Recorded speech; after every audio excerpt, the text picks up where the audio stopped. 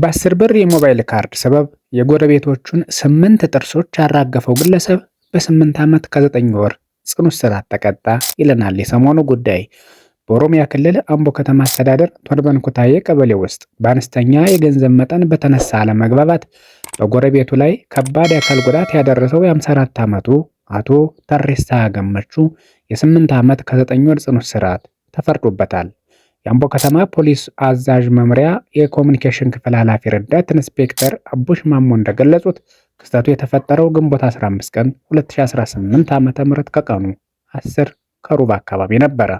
ተከሳሽ አቶ ተሬሳ ለዓመታት በጎረቤትነት አብሯቸው ከነበሩት ከአቶ ቱራ ታደሰ አነስተኛ ሱቅ የ10 ብር የሞባይል ካርድ ለመግዛት ብቅ ይላሉ። ታዲያ ካርዱን ከገዙ በኋላም የተሞላ ካርድ ነው የሰጠኸኝ ሌላ ቀይርልኝ በማለት የ18 ዓመቱን የሱቁን ሻጭ ወይም የባለቤቱን ልጅ ይጠይቃሉ። ወጣቱ በበኩሉ ካርዱ ትክክለኛ ነው፣ ችግሩ ያለው አንተ ጋር ነው የሚል ምላሽ ሲሰጥ አለመግባባቱ ይጀመራል።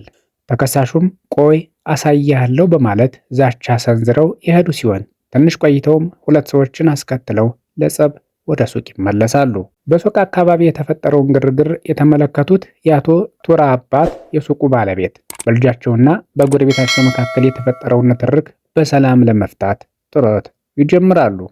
ሆኖም ግን ተከሳሽ አቶ ተሬሳ አባትና ልጅን አጭበርባሪዎች ናቸው በማለት ዘለፋ ውስጥ ይገባል። ሁኔታው ከቁጥጥር ውጭ ሲሆንም ተከሳሹ ባነሱት ትልቅ ድንጋይ ገላጋይ የሆነውን የሱቁን ባለቤት አፋቸው ላይ ክፉኛ ይመቷቸዋል።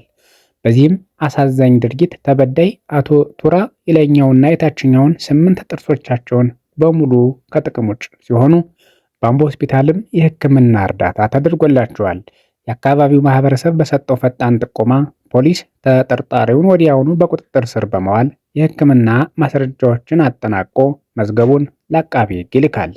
አቃቢ ሕግም ታስቦ በተፈጸመው ከባድ የአካል ጉዳት ማድረስ ክስ መስርቶባቸዋል።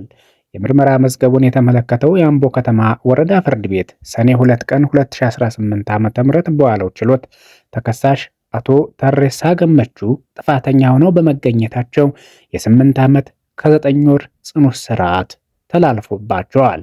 ውድ የቻናላችን ቤተሰቦች ምን ተማራችሁ?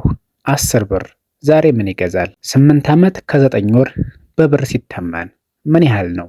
8 ጥርስስ ምን ያህል ዋጋ ያወጣል? ሁሌም ቢሆን በስሜትና በሆይሆይታ ከመንዳት ነገሮችን አጢኖ አሰላስሎ ጥቅምና ጉዳቱን መዝኖ መፈጸሙ የተሻለ ነው ብለን እናስባለን። ሰላም ለዓለማችን፣ ሰላም ለሰው ልጅ ሁሉ ይሁን።